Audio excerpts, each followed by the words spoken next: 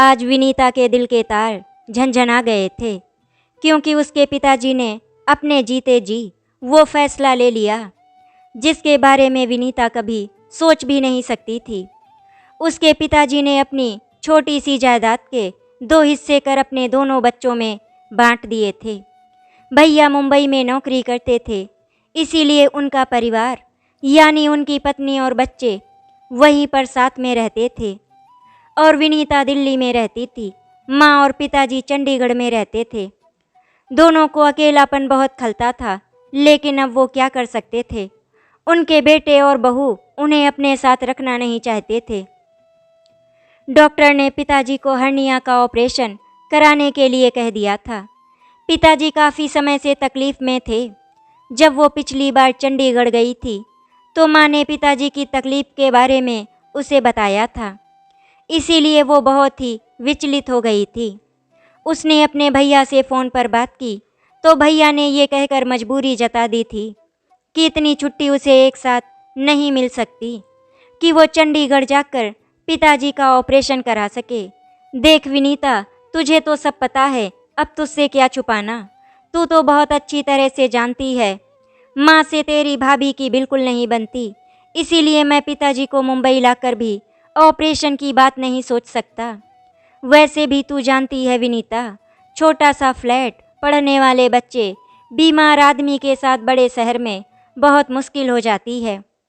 भैया ने अपनी मजबूरी जताते हुए कहा, तो फिर क्या पिताजी को ऐसे ही तकलीफ में मरने के लिए छोड़ दें। विनीता के स्वर में तल्खी आ गई थी। उसे अपने भैया की बातें सुनकर अंदर ही अंदर बहुत गुस्सा आ रहा था, लेकिन वो उन्हें ज़्यादा कुछ कह नहीं पा रही थी। तभी भैया फिर बोले, विनीता एक काम कर, पिताजी के पास तू चली जा या फिर आलोक चला जाए, उसकी तो सरकारी नौकरी है, छुट्टी मिलने में इतनी दिक्कत भी नहीं होगी। उसके स्वर की तल्खी भांपकर वो भी चिढ़ गया था। लेकिन भैया बेटे के होते हुए दामाद का एहसान लेना क्या ठीक है। विनीता अपने आप को संयमित कर लाचारी से बोली थी, क्यों ठीक नहीं है, जब हिस्सा मिला तब तो बेटी दामाद जैसी कोई बात नहीं हुई थी। तब तो आलोक को बहुत अच्छा लग रहा था और अब जब जिम्मेदारी निभाने की बात आई तो वो दामाद हो गया। भैया बहुत भन्नाता हुआ बोला था, इसीलिए वो बहुत दुखी हो गई थी। दिल किया कि कोई तीखा सा जवाब दे दे, पर चुप रह गई। आखिर भैया ने कुछ गलत भी तो नहीं कहा था, पर ये सब कहने का अधिकार भी भैया को तभी था जब वो अपने कर्तव्य का हर समय पालन करता। वो तो जायदाद में हिस्सा बिल्कुल भी नहीं चाहती थी। उसने पिताजी को बहुत मना भी किया था, पर एक तो माँ पिताजी की जिद और दूसरे आलोक की चाहत भाप कर उसने हाँ बोल दिया।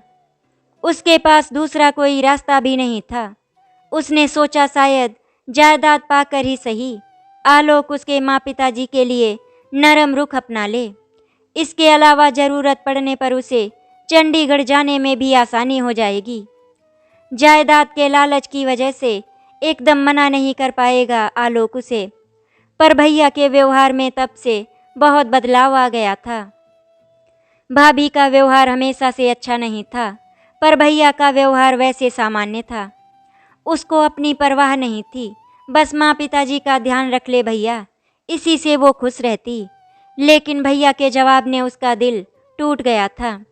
भैया का अगर जवाब ऐसा है तो आलोक का जवाब तो वो पहले से ही जानती है। फिर भी उसने सोचा एक बार तो आलोक से बात करके देख ले। उससे और माँ से पिताजी के ऑपरेशन का ताम झाम नहीं संभलेगा। कोई भी परेशानी खड़ी हो गई तो उसके लिए एक पुरुष का साथ तो होना ही चाहिए ऑपरेशन के समय। आलोक का मूड ठीक भांपकर एक दिन उसने आलोक से बात कर ही ली। आलोक, पिताजी की तकलीफ बढ़ती जा रही है। मेरी कल भी बात हुई थी माँ से। डॉक्टर कह रहे हैं कि समय से ऑपरेशन करवा लो, नहीं तो फिर आगे दिक्कत हो जाएगी। हाँ, तो करवा लें ऑपरेशन। तुम ये सब मुझे क्यों बता रही हो? अगर किसी को इस बारे में बताना ही है तो अपने भैया और भाभी को बताओ, मुझे नहीं। मुझे इन सब से कोई लेना देना नहीं है। आलोक के चेहरे के भाव और बातें सब एकदम से बदल गए थे। आलोक, तुम चलोगे चंडीगढ़ कुछ दिन की छुट्टी लेकर? क्यों, उनके बेटे का क्या हुआ? उसने आने से मना कर दिया है क्या? आलोक, ये तुम्हारा क्या तरीका है बात करने का? बात की थी मैंने भैया से, लेकिन उनको अभी छुट्टी नहीं मिल रही, इसीलिए मैं ये सब तुमसे बोल रही हूँ। अगर हो सके तो तुम थोड़े दिन की छुट्टी ले लो, ऑपरेशन करवा कर तुम वापस आ जाना। फिर कुछ दिन और मैं रह लूँगी माँ पिताजी के पास, तब तक फिर थोड़े दिन के लिए भैया भी आ जाएंगे, तो पिताजी की भी देखभाल अच्छे से हो जाएगी। आलोक गुस्से से विनीता को घूरे जा रहा था। फिर थोड़ी देर बाद बोला, मुझे भी छुट्टी नहीं मिलेगी अभी, कहकर आलोक उठकर बेडरूम की तरफ चल दिया। और हाँ, वो रुक कर बोला, तुम भी वहाँ लंबा नहीं रह सकती हो, यहाँ खाने पीने की दिक्कत हो जाएगी मुझे, इसीलिए मैं तुम्हें वहाँ ज़्यादा दिन रहने की इजाज़त नहीं दे सकता। इतना कहकर आलोक चला गया, लेकिन उसने भी हार नहीं मानी और उसके पीछे पीछे चल दी। चलते चलते उसने कहा, आलोक, उन्होंने हम दोनों भाई बहन को अपना सब कुछ बांट दिया है, तो हमारा भी तो उनके प्रति फर्ज बनता है। तो आलोक तल्खी से बोला, बेटी को ही दिया है क्या, बेटे को नहीं दिया? वो क्यों नहीं आ जाता? उफ, विनीता का सिर बहुत बुरी तरह से भन्ना गया। आलोक के तर्क इतने अजीबोगरीब होते हैं कि जवाब में कुछ भी कहना मुश्किल है। संवेदनहीनता की पराकाष्ठा तक चला जाता है। दिल घायल हो गया उसकी बातें सुनकर। पिताजी के दो अपंग सहारे, आलोक और भैया, जिन पर पिताजी ने अपना सब कुछ लुटा दिया, जिन्हें पिताजी ने अपना आधार स्तंभ समझा, वो दोनों ही आज कैसा बदल गए हैं। इसके बाद उसने आलोक से कोई बात नहीं की, चुपचाप अपना रिजर्वेशन करवाया और जाने की तैयारी करने लगी। आलोक के तने हुए चेहरे की परवाह किए बिना वो चंडीगढ़ चली गई। उसकी बेटी इंजीनियर थी और जॉब कर रही थी। 2 दिन बाद वो कुछ दिनों की छुट्टी में घर आ रही थी। विनीता ने उसे वस्तु स्थिति से अवगत करवाया और चंडीगढ़ चली गई। माँ ने विनीता को देखा तो उन्हें थोड़ा सुकून मिला। विनीता को देख माँ ने कहा, दामाद जी नहीं आए? तुम्हारा बेटा आया जो दामाद आता। वो चिढ़कर बोली थी, माँ बेटी काफ़ी नहीं है क्या तुम्हारे लिए? आपको क्या लगता है मैं अकेले ये सब नहीं कर पाऊंगी? उसकी बातें सुनकर माँ चुप हो गई। एक वाक्य से ही सब कुछ समझ में आ गया था। पिताजी ने उससे कुछ नहीं पूछा। दुनिया देखी थी उन्होंने। फिर कुछ पूछना और उस पर अफसोस करने का मतलब था पत्नी के दुख को और बढ़ाना। सब कुछ समझकर भी ऐसा दिखाया जैसे कुछ हुआ ही नहीं हो।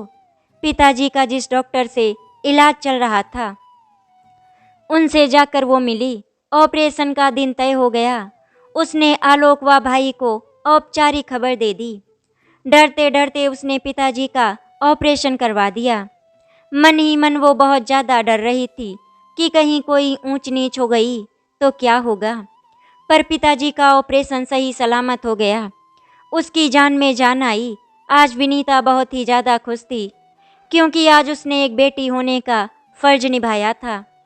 विनीता पिताजी को जिस दिन अस्पताल से घर लेकर आई, उसके मन में बहुत ही संतोष था कि वो उनके कुछ काम आ पाई। पिताजी को बिस्तर पर लिटाकर लिहाफ उड़ाकर उनके पास बैठ गई। उनके चेहरे पर उसके लिए कृतज्ञता के भाव थे, जो शायद बेटे के लिए नहीं होते। आज समाज में बेटी को पिता की जायदाद में हक जरूर मिल गया था, लेकिन माता पिता अपना अधिकार आज भी बेटे पर ही समझते हैं। पिताजी ने आंखें बंद कर ली। वो चुपचाप पिताजी के निरीह चेहरे को निहारने लगी। दबंग पिताजी को उम्र ने कितना बेबस व लाचार बना दिया था। भैया व आलोक पिताजी के 2 सहारे कहाँ हैं, वो सोचने लगी कि उसे व भैया को पिताजी ने कितने प्यार से पढ़ाया लिखाया, योग्य बनाया। वो लड़की होते हुए भी अपने पति की इच्छा के विरुद्ध अपने पिता की ज़रूरत पर आ गई।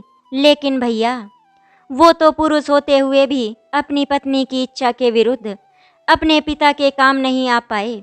सच है, रिश्ते तो स्त्रियां ही संभालती हैं, चाहे फिर वो मायके के हों या ससुराल के।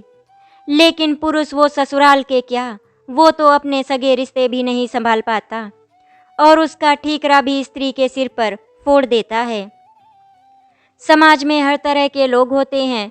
कुछ पुरुष तो इतने अच्छे होते हैं जो अपने रिश्ते बहुत ही ईमानदारी से निभाते हैं। मेरी एक सहेली है रिया, उसके हस्बैंड अपने माता पिता के साथ साथ रिया के माता पिता का भी बहुत अच्छे से ध्यान रखते हैं।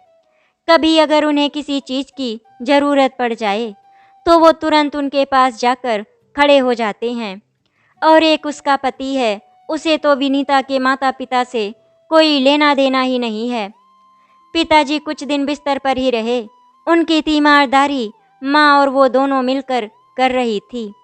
भैया ने पापा की चिंता इतनी ही की थी कि एक दिन फुर्सत से माँ व पिताजी से फ़ोन पर बातचीत करने के बाद मुझसे कहा, कुछ ज़रूरत हो तो बता देना, कुछ रुपए भिजवा देता हूँ। उसकी ज़रूरत नहीं है भैया, रुपए का तो पिताजी ने भी अपने बुढ़ापे के लिए इंतजाम किया हुआ है। उन्हें तो तुम्हारी ज़रूरत थी। उसने कुछ कहना चाहा पर रिश्तों में और भी कड़वाहट घुल जाएगी, ये सोचकर वो चुप्पी लगा गई और तभी फ़ोन कट गया। विनीता 15 दिन रहकर घर वापस आ गई। आलोक का मुंह फूला हुआ था। उसने परवाह नहीं की, चुपचाप अपनी दिनचर्या में व्यस्त हो गई। आलोक ने पिताजी की कुशल क्षेम तक नहीं पूछा। ये बात विनीता को बहुत ही ज़्यादा खराब लगी थी। लेकिन हाँ, उसकी सास का फ़ोन उसके लिए भी और उसके माता पिता के लिए भी आया तो उसे बहुत अच्छा लगा था। सभी बुजुर्ग शायद एक दूसरे की स्थिति को अच्छी तरह से समझते हैं। उनकी बेटी वापस अपनी नौकरी पर चली गई थी। पिताजी की हालत में निरंतर सुधार हो रहा था, इसीलिए अब वो निश्चिंत थी। उसके सास ससुर देहरादून में रहते थे। विनीता के सास ससुर स्वभाव से बहुत ही अच्छे थे। सब कुछ ठीक चल रहा था कि तभी एक दिन उसकी सास का फ़ोन आया। उनकी हालत बहुत ही ज़्यादा खराब थी। वो सही से बोल भी नहीं पा रही थी, इतना ज़्यादा परेशान थी वो। तभी उन्होंने रोते हुए कहा, विनीता, तुम्हारे पापा जी की तबीयत अचानक बहुत बिगड़ गई थी, इसीलिए उन्हें अस्पताल ले जाना पड़ा था। विनीता ने उनसे कहा, मम्मी जी आप परेशान ना हो, हम लोग बहुत जल्द आपके पास आते हैं। उसने तुरंत ही आलोक को फ़ोन लगाया और बताया कि पापा जी की हालत बहुत ज़्यादा खराब है। मम्मी जी आपको फ़ोन कर रही थी लेकिन आपका नंबर नहीं लगा, इसीलिए उन्होंने मुझे फ़ोन करके बताया है। हम दोनों को जल्दी से देहरादून के लिए निकलना होगा। आप जल्दी से घर आ जाइए। आलोक जल्दी से ऑफिस से घर आया और वे दोनों तुरंत देहरादून के लिए निकल पड़े।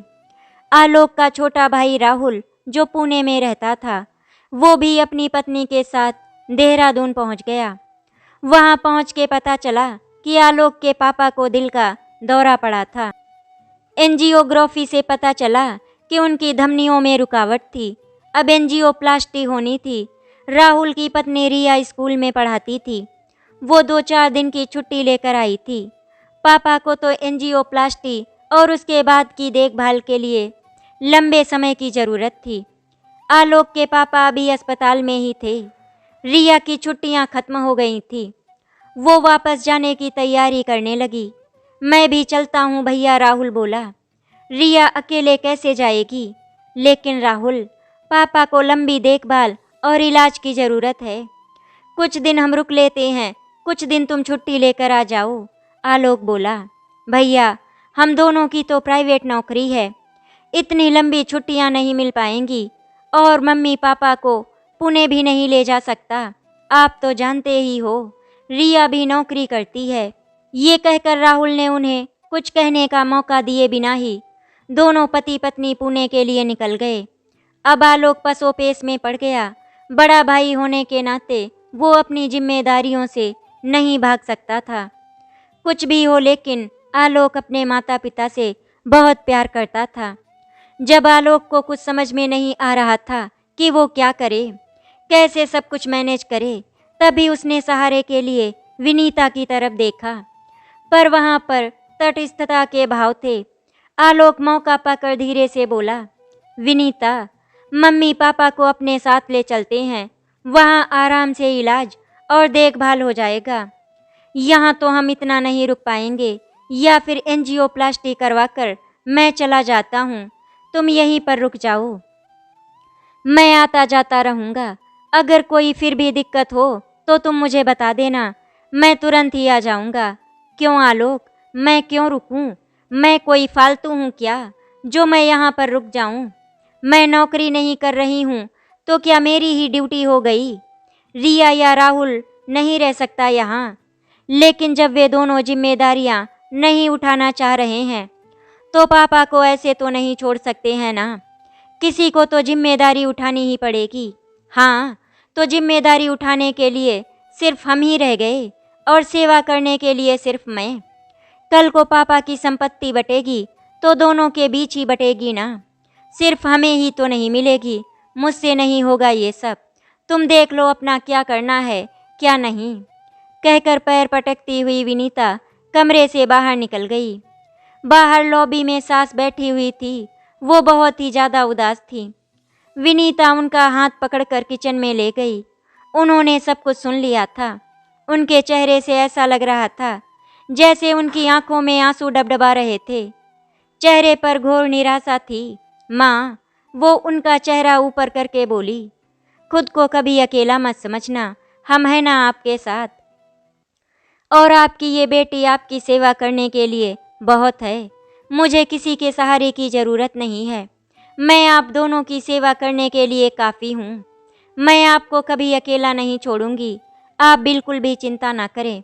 बस माँ, मैं बेटी बहू दोनों का फ़र्ज निभाना चाहती हूँ, इसीलिए बस आपसे एक अनुरोध है, मुझ पर विश्वास रखना माँ। मैं जैसा आपसे कहती हूँ बस आप वही करना। माँ, मैं आलोक के साथ सिर्फ नाटक कर रही थी। मैं उन्हें कुछ एहसास दिलाना चाहती थी, इसीलिए मुझे गलत मत समझना। अगर आपके पास कुछ भी नहीं होता तब भी आपके बच्चों के कंधे बहुत मजबूत हैं माँ, वे अपने माता पिता का सहारा बन सकते हैं। सास रो रही थी, उसने उन्हें गले से लगा लिया। सास को सब कुछ मालूम था, इसीलिए वो सब कुछ समझ गई थी। माँ बेटी जैसा रिश्ता कायम कर रखा था विनीता ने अपनी सास के साथ, और हर प्यारे से रिश्ते का आधार ही विश्वास होता है। उसकी सास को उस पर अगाध विश्वास था। माँ, चलने की तैयारी कर लो चुपचाप, यहाँ लंबा रहना संभव नहीं हो पाएगा। आप और पापा हमारे साथ चलिए, दिल्ली में अच्छी चिकित्सा सुविधा मिल जाएगी और पापा की देखभाल भी हो जाएगी। लेकिन माँ, आलोक को इस बात का बिल्कुल भी पता नहीं चलना चाहिए कि आप लोग हमारे साथ चल रहे हैं। और हाँ माँ, आप बिल्कुल भी फिक्र मत करो, सारी जिम्मेदारी हमारे ऊपर डालकर आप निश्चिंत रहो। पापा की देखभाल हमारी जिम्मेदारी है। सास का मन बार बार भर रहा था। वे चुपचाप अपने कमरे में आ गईं। विनीता भी अपने कमरे में गई और अटैची में कपड़े डालने लगी। आलोक सिटपिटाया सा चुपचाप बैठा था। वो स्वयं जानता था कि वो विनीता को कुछ भी बोलने का अधिकार खो चुका है।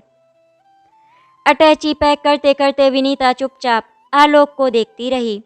अपनी अटैची पैक करके विनीता आलोक की तरफ मुखातिब हुई। तुम्हारी अटैची भी पैक कर दूं? विनीता, एक बार फिर से सोच लो। पापा को ऐसे छोड़कर नहीं जा सकते हम, मुझे तो रुकना ही पड़ेगा।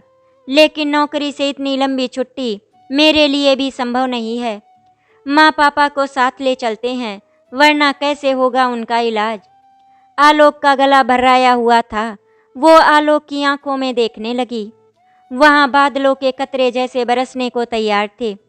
अपने माता पिता से इतना प्यार करने वाला आलोक आखिर उसके माता पिता के लिए इतना संवेदनहीन कैसे हो सकता है। पिताजी की याद आते ही उसका मन एकाएक आलोक के प्रति कड़वाहट और नकारात्मक भावों से भर गया। लेकिन उसके संस्कार उसे इसकी इजाज़त नहीं देते थे। वो अपने सास ससुर के प्रति ऐसी निष्ठुर नहीं हो सकती। कोई भी इंसान जो अपने ही माता पिता से प्यार नहीं कर सकता, वो दूसरों से क्या ही प्यार करेगा। और जो अपने माता पिता से प्यार करता हो, वो दूसरों के प्रति इतना संवेदनहीन कैसे हो सकता है। उसे अपने आप में डूबा देखकर आलोक उसके सामने खड़ा हो गया। बोलो विनीता, क्या सोच रही हो, पापा को साथ ले चले ना। उसने आलोक के चेहरे पर पल भर नजर गड़ाई, फिर थोड़ा रुककर बोली, टैक्सी बुक करवा लो जाने के लिए, कहकर वो बाहर निकल गई। आलोक कुछ समझा कुछ नहीं समझा, पर फिर घर के माहौल से सब कुछ समझ गया। पर विनीता उसे कुछ भी कहने का मौका दिए बगैर अपने काम में लगी हुई थी। तीसरे दिन वे मम्मी पापा को लेकर दिल्ली चले गए। पापा की एंजियोप्लास्टी हुई। कुछ दिन अस्पताल में रहने के बाद पापा घर आ गए। उनकी देखभाल विनीता बहुत प्यार से कर रही थी। आलोक उसके प्रति कृतज्ञ हो रहा था, पर वो तटस्थ थी। उसके दिल का घाव भरा नहीं था। उसके दिल से आज भी वो सब निकला नहीं था जो आलोक ने उसके और उसके माता पिता के साथ किया था। आलोक को तो उसके पिता की सेवा करने की भी जरूरत नहीं थी। उसने तो सिर्फ ऑपरेशन के वक्त रहकर उनको सहारा भर देना था, जो वो नहीं दे पाया था।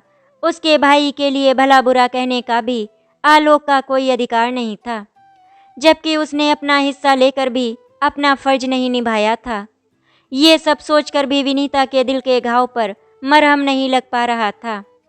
पापा की सेवा वो पूरे मनोयोग से कर रही थी, जिससे वो बहुत तेजी से स्वास्थ्य लाभ कर रहे थे। उसके सास ससुर उसके पास लगभग 3 महीने रहे। उसके बाद सास जाने की पेशकश करने लगी, पर उसने जाने नहीं दिया। कुछ दिनों के बाद उन्होंने जाने का निर्णय ले लिया। आलोक और विनीता उन्हें देहरादून छोड़कर कुछ दिन रुककर बंद पड़े घर को ठीक ठाक कर वापस आ गए। सब कुछ ठीक हो गया था, पर उसके और आलोक के बीच का शीत युद्ध अभी भी चल रहा था। उनके बीच की वो अदृश्य चुप्पी अभी खत्म नहीं हुई थी। आलोक अपराध बोध महसूस कर रहा था और सोच रहा था कि कैसे बताएं विनीता को कि उसे अपनी गलती का एहसास हो चुका है। उससे बहुत बड़ी गलती हो गई थी। वो समझ रहा था कि इस तरह बच्चे माता पिता की जिम्मेदारी एक दूसरे पर डालेंगे तो उनकी देखभाल कौन करेगा। कल यही अवस्था उनकी भी होगी और तब उनके बेटा बेटी भी उनके साथ यही करें तो उन्हें कैसा लगेगा। आलोक को समझ में नहीं आ रहा था कि वो विनीता को कैसे मनाए, उसके अंदर के घाव को कैसे ठीक करे। तभी एकाएक विनीता की तटस्थता को दूर करने का उसे एक उपाय सूझा। वो विनीता को टूर पर जाने की बात कहकर चंडीगढ़ चला गया। आलोक को गए हुए 2 दिन हो गए थे। शाम को विनीता रात के खाने की तैयारी कर रही थी। तभी दरवाजे की घंटी बज उठी। उसने जाकर दरवाज़ा खोला तो सामने माँ पिताजी खड़े थे। माँ पिताजी, आप यहाँ कैसे? वो आश्चर्यचकित सी उन्हें देखने लगी। हाँ बेटा, दामाद जी आ गए और जिद करके हमें साथ ले आए। कहने लगे अगर मुझे बेटा मानते हो तो चलकर कुछ महीने हमारे साथ रहो। दामाद जी ने इतना आग्रह किया कि आनन फानन हमें आने की तैयारी करनी पड़ी और हम लोग तुम्हें बता भी नहीं पाए। तभी उसकी नज़र टैक्सी से सामान उतारते आलोक पर पड़ी। वो पैर छूकर माँ पिताजी के गले लग गई। उसकी आंखें बरसने लगी थी। पिताजी के गले मिलते हुए उसने आलोक की तरफ देखा। आलोक मुस्कुराते हुए जैसे उससे माफ़ी मांग रहा था। उसने डबडबाई आंखों से आलोक की तरफ देखा। उन आंखों में ढेर सारी कृतज्ञता और धन्यवाद झलक रहा था आलोक के लिए। आलोक सोच रहा था उसके सास ससुर कितने खुश हैं और उसके खुद के माता पिता भी कितने खुश होकर गए हैं यहाँ से। जब अपनी पूरी जवानी माता पिता ने अपने बच्चों के नाम कर दी, तो इस उम्र में सहारे की तलाश भी तो वे अपने बच्चों में ही करेंगे ना। फिर चाहे वो बेटा हो या बेटी, दोनों को ही अपने माता पिता को सहारा देना ही चाहिए। अगर मेरे पिताजी की तबीयत खराब नहीं होती तो शायद मुझे इस बात का एहसास भी नहीं होता कि मैंने विनीता के साथ कितना गलत किया है। इसीलिए मेरा आप लोगों से अनुरोध है कि जो गलती मैंने की है वो गलती आप लोग कभी ना करें।